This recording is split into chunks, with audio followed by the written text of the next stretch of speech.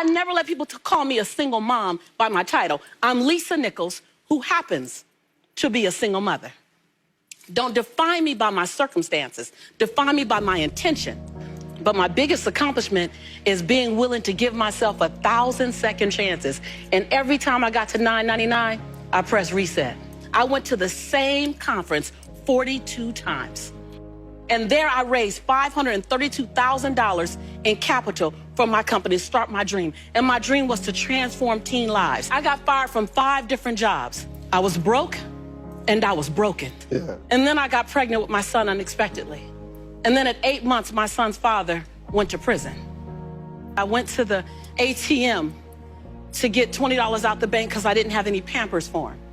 And in order to get $20 out, you got that $20 in. I had $11.42. For 2 days, I had to wrap my son in a towel. And I have my hand on his stomach saying, "Don't you worry, Jaylani. Mommy will never be this broke again." And I looked at that baby at 8 months and I said, I want to transform your life because you didn't ask to come into this chaos. Come on.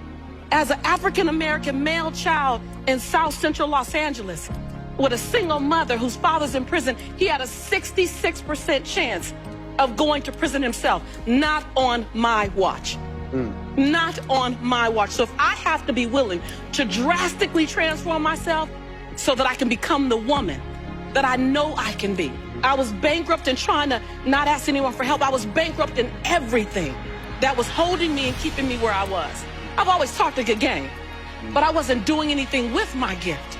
And all that thing about potential, I was tired of having potential. I wanted to have my now. My grandmother said that conviction and comfort don't live in the same block.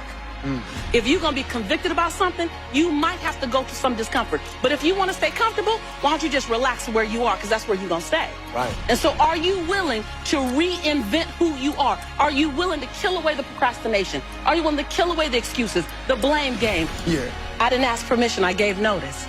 Yeah. At some point, I have to stop asking, can I be great? Can I be brilliant? Can I be okay and still be accepted?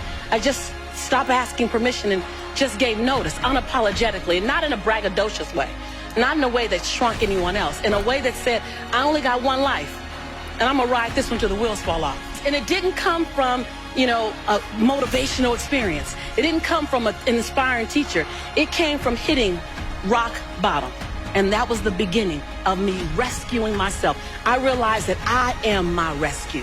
No one else is my rescue. I am my rescue.